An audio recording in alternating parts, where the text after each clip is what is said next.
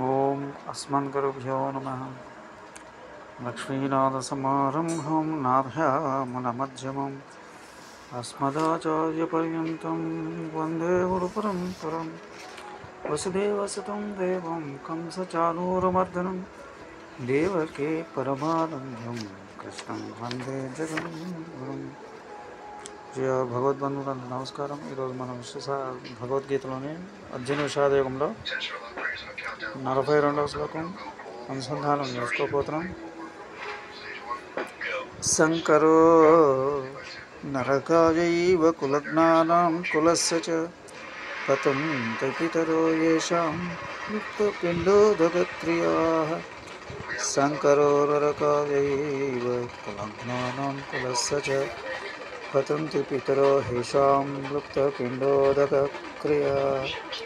శంకరః నరకాయ ఏవ కులజ్ఞానం కులస్య చ పతంతి పితరః హేషాం లుప్తపిండోదకక్రియాః. శంకరః వర్ణసాంకర్యము కులజ్ఞానాం చ కులఘాతుకులను కులస్య కులమును నరకాయ ఏవ నరకములో పడివేయును.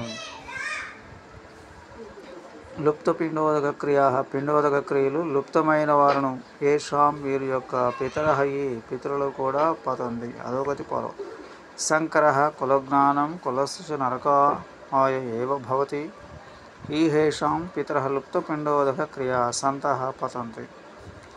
వర్ణసాంకర్యము కులఘాతములను కులములు కూడా నరకములో పడివేను. వీరు పితరులు కూడా పిండమును తర్పణముల క్రియలో లోపించుటచే నరకములను పడుతున్నారు. కుటుంబం నాశనం అయితే వర్ణ సంకరంతో పాటు మత సంకరం కూడా జరుగుతుంది అంటున్నాడు అర్జునుడు. కర్మలు చేయకపోతే మతానికి విలువ ఉండదని చూసాం. హిందూ మతస్థులు అన్య మతానికి చెందిన వాళ్ళను పెళ్లి చేసుకునే అవకాశం ఉంది. అలా జరిగితే మధ్యలో పిల్లవాడు నలిగిపోతాడు. పుట్టినరోజుకి దీపం వెలిగించాలా, దీపాన్ని ఆర్పాలా, కేకు కొయ్యాలా, ఆయుష్ హోమం చేయాలా, చర్చికి వెళ్ళాలా, గుడికి వెళ్ళాలా, మొత్తం అయోమయంలో పడి కర్మలు ఎందుకు? మన భావాలను ప్రదర్శించేందుకు కర్మలు చేయాలి. ఈ కర్మలు మతపరంగానే కాదు దేశపరంగా చూసినా కనిపిస్తుంది. ఉదాహరణ, మన దేశానికి విదేశాలకి నుంచి వారి నాయకులు వస్తే సాధారణంగా అతను ఆహ్వానిస్తారు, ఖర్చాలం చేస్తారు. ఇవేమిటి? కర్మలే. మీకు నమ్మకం కుదరకపోతే ఒలింపిక్ గేమ్స్ చూడండి. వాటిలో అనేక క్రతువులను చూస్తాం. జెండా ఎగరేస్తారు, ప్రత్యేక హోదాలో పద్ధతులు నడుస్తారు, ఒలింపిక్ గాకడానికి ఒక పద్ధతిలో వెలిగిస్తారు, ప్రతిజ్ఞ చేస్తారు. అంతా అయ్యాక ఆ జెండా దింపి తర్వాత ఏ దేశంలో క్రియలు జరుగుతాయో ఆ దేశం మేయర్కు భద్రంగా జెండాను అప్పచెప్తారు. ఇవన్నీ క్రతువులు. కొందరు క్రతువులను విమర్శిస్తారు, కానీ క్రతువులు లేకుండా ఎవరు జీవించలేరు. క్రతువులు పోతే ఏమవుతుంది? శంకరో నరకాయైవ వర్ణ సంక్రమణ నరకంలో పడతారు ఎవరు? కులజ్ఞానం కులస్య చ యుద్ధంలో గెలిచిన వారు ఓడిపోయిన వారు కూడా వాళ్ళ యజ్ఞాగాదులు చేయనందువలన వాళ్ళ నరకాన్ని పతంతి పితరో హేషాం లుప్త పిండోదక క్రియా. పితృదేవతలకు శ్రాద్ధ కర్మం చేయనందువలన వాళ్ళు కూడా అధోగతి పడతారు. వేదం మనకు పంచమహాయజ్ఞాలు చేయమని ఆదేశిస్తుంది. వాటిలో ఒకటి పితృయజ్ఞం. పితృదేవతల ఆశస్సులు మనకు ఎదుగుదల ఎంతో అవసరం.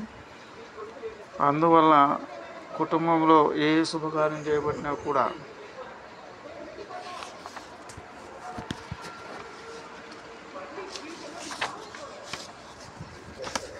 ముందు నాంద్రిక శ్రాద్ధం చేస్తారు. నాంద్రిక శ్రాద్ధం అంటే పితృదేవతల ఆశీస్సులు కోరుతూ చేసే క్రతువు. కానీ ధర్మం పోయేటప్పుడు కర్మలు పాటించరు. పిండక్రియ, శ్రాద్ధక్రియ, ఉదక్రియ అంటే తర్పణం వదలటం, లుప్త అంటే చేయకపోవటం. పితృదేవతలకి కర్మలు చేయరు. కొంతమంది శ్రాద్ధ కర్మలు చేసే వాళ్ళు బీదలకు అన్నదానం చేయవచ్చా, వృద్ధాశ్రమాలు డబ్బు ఇవ్వచ్చా అని అడుగుతుంటారు. శాస్త్రం దాన్ని ఒప్పుకోదు. పితృతర్పణాలు చేయకుండా వేరే సేవతో సరిపెట్టకూడదు. కావాలంటే అది కూడా చేయవచ్చు. ఇంతకుముందు చూసినట్టుగా శాస్త్రం పంచమహాయజ్ఞాలు చేయాలి అంటుందని అవి బ్రహ్మయజ్ఞం, దైవయజ్ఞం, పితృయజ్ఞం, మనుష్యయజ్ఞం, భూతయజ్ఞం ఒకదాని బదులు ఒకరు చేయకూడదు. 5 చేయాలి. శ్రాద్ధ కర్మలు చేయటం పితృయజ్ఞం కిందకు వస్తే, అన్నదానాలు లాంటివి మనుష్యయజ్ఞం కిందకు వస్తాయి. కానీ పితృయజ్ఞాలు తగ్గిపోతాయి కాబట్టి పితృదేవతలు అధోగతి పాలవుతారని అర్జునుడు వాపోతున్నాడు. అర్జునుడు మాట్లాడుతున్న కాలంలో యజ్ఞగాదులకు శ్రాద్ధకర్మకు ప్రాముఖ్యతలు ఇచ్చేవారు.